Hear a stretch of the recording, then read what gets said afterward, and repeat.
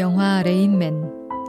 더스틴 호프만이 주인공으로 열연한 이 영화는 자폐를 처음으로 대중적 이슈로 만들었다는 평가를 받고 있다. 백만장자 아버지가 죽은 후 재산을 몽땅 큰아들에게 물려준 것을 알게 된 작은 아들이 형을 찾아 나선다. 아니, 재산을 찾아 나선 것이다. 형과 며칠을 보낸 동생은 마침내 형을 이해하고 사랑하게 되지만 형은 보호시설로 되돌아가야 한다. 아버지가 아들의 평생을 재산과 함께 시설에 맡겼기 때문이다. 시설로 돌아가기 위해 기차를 탄 형의 손을 잡는 동생의 눈에 이제 재산에 대한 욕심 대신 사랑하는 형제와의 이별의 안타까움이 가득하다. 아버지는 왜 아들을 위한 공동체를 만들어주지 않았을까? 인격적으로 존중받으며 다양한 사람들과 교류하고 살 수 있는 그런 삶의 터전 말이다. 그랬다면 철든 동생과 헤어지지 않고 함께 사는 행복을 누릴 수 있었을 텐데 시대의 한계라고 할 수밖에 없다. 자폐를 장애 중의 장애라고 하는 세상이고 보니 부모들은 내가 아이보다 딱 하루만 더 살았으면 좋겠다는 말을 하기에 이른다.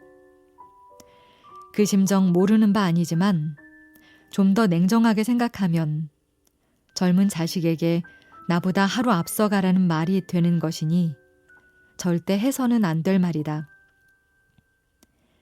그 안타까움과 고민을 함께 해결해 나갈 생각을 해야 한다. 안전만이 아니라 재미를 느끼며 살 수 있는 길을 찾아야 한다. 그 길의 하나가 공동체라 할 수 있다. 고립은 위험하다. 점으로 있으면 안 된다. 사람과 사람이 이어져 선이 되어야 한다. 그 선이 모여서 면이 되고 입체가 되어 공간이 생긴다. 그 안에 거하는 것이다. 그게 우리의 우주, 공동체이다. 자녀에게도 부모에게도 공동체는 필수이다. 희나, 언니, 나, 탁, 환, 작가들, 친구들, 지인들, 떠오르는 얼굴들이 한둘이 아니다. 아, 땅이 몇 평이나 돼야 할까?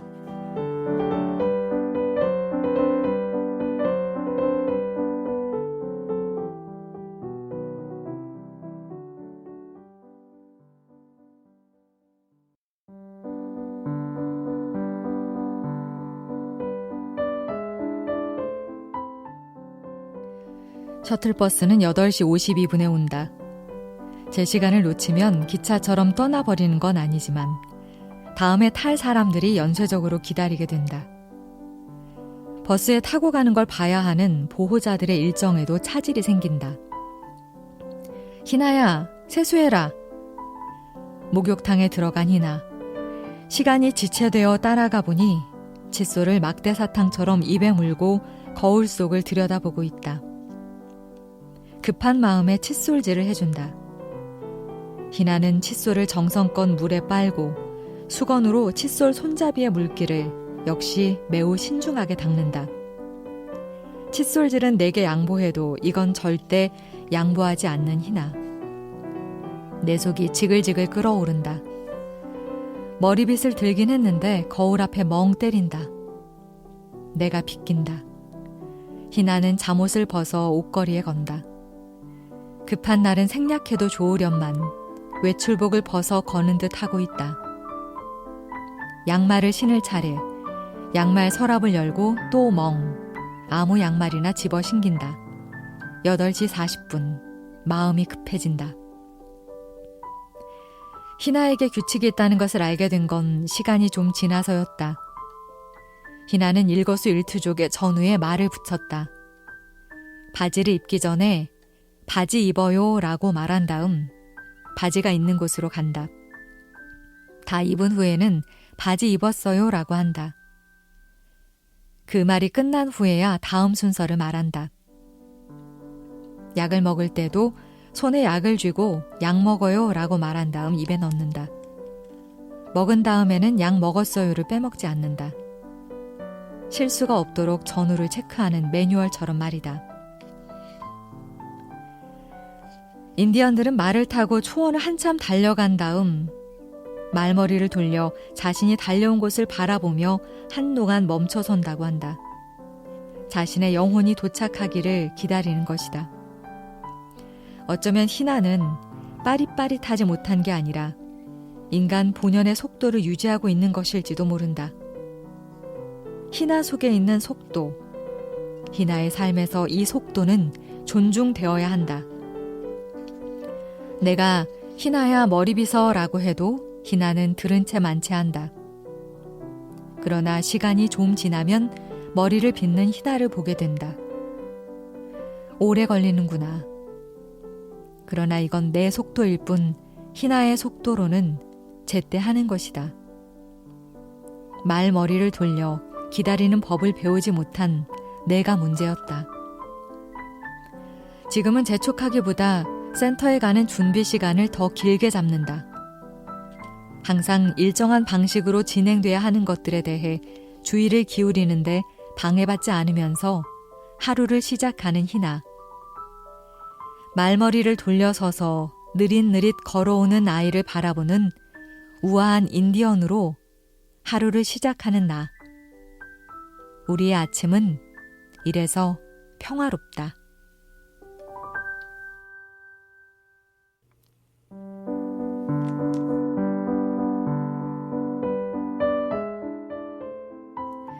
때는 2007년 그네가 입시미술학원에 막 다니기 시작한 무렵이었다. 4살의 발달장애 진단을 받은 희나는 6살 때부터 16살이 된 그때까지 스케치북에 크레파스를 칠하는 일이 주된 일과였다. 벽지와 가구, TV, 언니의 숙제물에까지 크레파스를 칠했다. 내가 자다가 깨어보면 혼자 앉아서 한밤중에 신문지와 스케치북에 크레파스를 칠하는 희나를 발견하곤 했다. 칠한 위에 다른 색으로 덧칠을 하고 또 하고 도화지 10장을 묶은 스케치북 한 권의 무게가 곧 크레파스 한 통의 무게였다. 어느 날 학원에서 돌아온 큰애가 말했다. 엄마, 우리 학원쌤께 동생이 한 거 보여드렸더니 동생이 요즘 이런 작업하니? 하시던데? 귀가 번쩍 뜨였다. 작업? 병증이 아니고? 당장 학원으로 그 쌤을 찾아갔다. 네, 동생이 했다고 가져온 걸 봤습니다. 그게 일종의 쌓기 작업인 거죠. 이런 작가들이 꽤 있어요. 종이를 쌓기도 하고 나무를 쌓기도 하고 동생은 색을 쌓는 거죠. 심리적으로 불안한 사람들이 쌓기 작업을 즐겨 한다고 해요. 장애 증상으로만 여겼던 저지레가 작업이라니. 나의 인식 전환은 이 한마디에서 시작되었다. 그래서 몇 년 후 서귀포 돌봄교실에서 청년들이 매일 똑같은 그림을 그리는 일을 하나의 습관이 아닌 개성 있는 작업의 반복으로 볼 수 있었다. 그와 동시에 예술가라는 존재에 대한 느낌표가 내 가슴에 들어와 박혔다. 희나의 작업을 알아본 선생님은 전시회를 열면서 나와 희나를 초대했다. 전시장은 지하층의 작은 공간이었는데 오프닝인 만큼 사람들이 많아 밀집된 느낌이었다. 희나는 음료수와 과자에 꽂혀 잠시 가만히 앉아있다가 뛰어다니며 소리를 질렀다. 당연히 나는 눈치가 보이고 불편해서 제지하기에 바빴고 결국 서둘러 나오기로 결정, 작별 인사를 하는데 선생님이 만류했다. 어머니, 괜찮습니다. 기분이 좋아서 그러는 거잖아요. 저는 좋은데요? 인사치레에 주저앉을 만큼 배짱이 없기도 했고 무엇보다 내가 너무 힘들어서 그곳을 빠져나오고 싶었다. 선생님이 말을 덧붙였다. 사실 희나가 정직한 거잖아요. 기분 좋으면 소리치며 뛰고 자기가 알고 좋아하는 사람에게는 다가가서 안고 얼굴 부비고 저도 그러고 싶은데 못하고 사니까 부러운 거죠. 인사치레가 아니었다. 듣고 보니 일리가 있었다. 억압하는 대신 부러워하기. 예술가는 참 다르게 생각하는 사람이구나. 희나를 이해하는 것에 그치지 않고 나아가 공감하는 존재구나. 발달장애의 필연적 짝꿍은 예술가라는 확신이 들었다.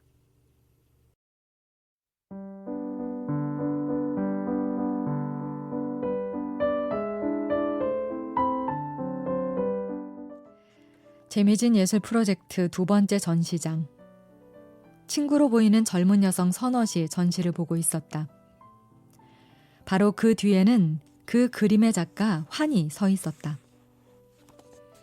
여느 전시라면 작가가 현장에서 작품 설명도 해주고 엽서 그림에 사인도 해주며 이런저런 교류를 가질 텐데, 사실 이런 전시를 여는 데는 발달장애 청년들의 소통의 폭을 넓히자는 뜻이 큰데, 작가는 뒤에 서 있고 관람객은 그의 존재를 모른 채 작품에 빠져 있고, 안타까운 마음에 나라도 나서서 중계를 해야 하나 하는데 환이 성큼 그들 앞으로 나아갔다. 제가 그림 그려드릴까요? 관람객이 어머 정말요? 라며 반기자 그는 답 대신 고개를 크게 끄덕였다. 그들이 근처 탁자로 옮겨가는 것을 나는 멍하니 보고 있었다. 어눌하지 않은 발음, 매끈한 문장, 안정된 목소리. 제가 그림 그려드릴까요?가 정말 환희 입에서 나왔단 말인가? 환희 엄마가 자기 소원이 환희가 집 밖에서 다른 사람들과도 이야기를 나누는 것이라고 했는데, 초면의 사람과 이렇게 교류를 트다니. 탁자의 자리를 잡자마자 망설임 없이 한 번에 윤곽을 잡고 쓱쓱 색을 칠해 금방 한 점을 완성해낸다.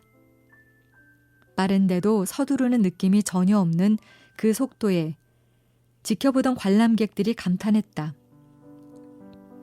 장애에 대한 부정적 고정관념이 무너지는 소리이기도 했다. 환희의 표정에는 모델에 대한 몰입만이 있었다. 주변의 감탄에 어떤 영향도 받지 않은 채 자신이 누군가를 그려줄 수 있다는 기쁨으로 만족스러운 미소만 가득했다. 모델 교체, 또 과감하게 윤곽을 잡고 크레용으로 쓱쓱. 그걸 둘러서서 보는 사람들. 어릴 적 동네 복덕방에서 할아버지 둘이 장기를 두면 거기 둘러선 사람들이 장기판이 움직일 때마다 일희일비하던 그 모습이 떠올랐다. 모두에게 둘러싸여 주인공이 되어 있는 환희를 보는 내 마음이 어찌나 흐뭇한지, 이걸 환희 엄마가 못 보는 게 너무나 아쉬웠다. 세 번째 모델은 안경을 쓰고 있었다. 아하! 주변의 감탄사에 가까이 가보았다. 안경이 눈에 있지 않고 머리 위, 공중에 떠 있는 게 아닌가. 작가님, 센스 대박. 그 모델은 늘 안경을 벗고 싶었다는 것이다. 모델들은 전시된 환희의 작품 앞으로 다시 가서 그림을 해석하기 시작했다. 얼굴에서 벗겨져 공중에 뜬 안경을 힌트로 세상을 보는 환희의 눈을 이해하게 된 것이다.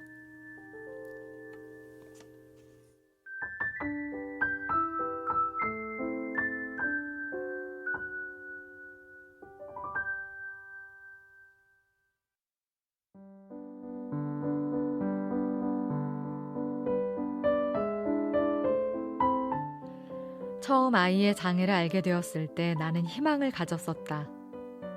하루씩만 살자. 매일매일 하루씩만 살기로 하자.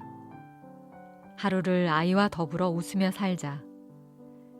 그러다 보면 시간이 우리를 어떤 지점에 데려다 놓을 것이다. 그러나 아이가 성장하면서 그 마음을 지키기 어려워졌다. 학교를 다녀야 하고 이 세상 또래 아이들이 걷는 궤도 이외에 다른 궤도가 없는 이상 그 궤도를 걸어야 했다. 그 궤도에 적응하도록 하는 과정이 결코 매일 웃을 수 있는 건 아니었다. 나는 조급해지기 시작했다. 빨리 서둘러서 얼른 끝내고 싶었다. 빡세게 하면 빨리 끝날 거란 게 착각의 시작이었다. 난 아이의 페이스를 몰랐다. 느린, 아주 느린 페이스. 순발력으로 살아온 나로서는 달팽이 페이스를 알 도리가 없었다. 스페인의 화가 후안 미로. 어떤 기자가 선생님, 요즘은 왜 작품을 안 하고 쉬십니까? 라고 묻자 그는 이렇게 말했다고 한다. 무슨 소리? 나는 지금 대작을 하고 있어. 휴식. 이것이야말로 대작 중의 대작이지. 멋진 말이라고 동의를 하면서도 정작 나에게 적용하지는 못했다. 휴식은커녕 늘 과로였다. 장애라고 하는 아이의 마이너스를 내가 채워서 적어도 제로 베이스까지는 만들어줘야 그 다음에 일반 아이들과 같이 자기 궤도로 순항을 할 것이라 믿었고, 그렇게 하는 것은 엄마의 의무라고 생각했다. 그래서 잠시도 아이를 가만히 두지 않았다. 그럴 수가 없었다. 쉼 없이 뭔가를 했던 것 같다. 들어오는 정보들을 자세히 따져보거나 검증하기보다 무조건 달려들어서 이것도 시켜보고 저것도 시켜보는 등 적잖은 시도를 했다. 시간이 지난 지금 돌이켜보면 그건 내가 가진 불안감에서 오는 몸부림이었지, 아이에게 정말 필요했거나 도움이 되는 것은 아니었던 것 같다. 아이를 혼자 내버려 둘 수 없으니 시간을 채우기 위해서 어디라도 보내야 하고 누구라도 붙여놓아야 했다. 그러나 마라톤에서 보듯 오버페이스를 하면 결국 주저앉는 순간이 오는 법이다. 중요한 건 제 페이스를 유지하는 것이다. 희나에게는 달팽이 페이스가 이미 정해진 그의 궤도였다. 나 또한 장애라는 낙인에 갇혀 혼돈했던 것이다. 궤도 진입까지 도와야 한다는 말은 이미 정상 궤도라는 것을 머리에 집어넣고 있다는 뜻이다. 말로는 장애가 다른 궤도라고 하면서 언행 불일치의 혼돈에 빠져 있었다. 이제부터 희나의 페이스를 따라가자. 자기 궤도를 돌 수 있도록 내가 주도하지 말자. 그러자 희나와 단둘이 있는 일이, 그토록 막막하고 힘들었던 시간이 아무렇지 않게 흘러가게 되었다. 이제 나는 아이를 동반자로 인식한다. 나 스스로 자꾸 짐지웠던 엄마라는 의무감을 내려놓으니 너무도 쉽게 마음이 평화롭다. 짐을 놓고 나만 일어서면 이렇게 가벼운 것을 왜 지금까지 못했을까? 엄마는 완벽해야 한다는, 완벽할 수 있다는 잘못된 믿음과 결별하기가 그만큼 힘들었던 것은 아닐까? 그렇다. 엄마 스스로 자신을 해방하는 날, 세상이 엄마를 해방할 것이다. 그러니 완벽과 결별하자. 절대 최선을 다하지 말자. 그래야 일상을 지속할 수 있다.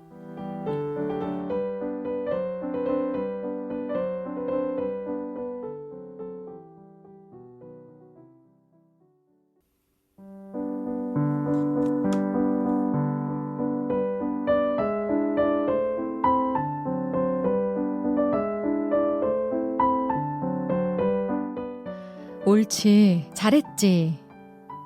두 문장이지만 희나에게는 동전의 앞뒤같이 세트다. 희나가 이 말 동전을 하루에 몇 번이나 굴릴까? 최소 100번이다. 저녁에 설거지 정리를 하면서 그릇 하나를 마른 행주로 닦을 때 한 번, 그걸 제자리에 넣을 때 한 번, 그릇당 2번이니 수저까지 합치면 대략 50번. 건조기에서 빨래를 꺼내 정리하면서도 품목 하나당 2번이니 40번. 청소를 하면서 10번. 일기를 쓰면서 33번. 빨래가 없는 날과 청소를 안 하는 날도 있으니 평균 100번은 좋게 된다. 옳지, 잘했지는 세상에서 처음으로 희나의 귀에 꽂힌 말이다. 오로지 그 말을 듣고 싶어 했고 그 말을 하고 싶어 했다. 시원지는 우리 어머니다. 어머니 눈에 희나의 일거수일투족은 다 옳지이고 잘했지였다. 할머니와 지내는 시간이 많았던 희나는 세상에서 가장 많이 들은 말이 옳지와 잘했지였다. 어릴 때는 옳지와 잘했지를 말로 하지 못하고 손바닥을 내밀었다. 상대가 손바닥을 마주쳐주며 옳지, 잘했지라고 말해주길 기대하는 것이었다. 배구 선수들이 득점하면 손바닥을 마주치며 하이파이브를 하는 것과 비슷한 의례였다. 희나에게 옳지 잘했지는 어떤 의미일까?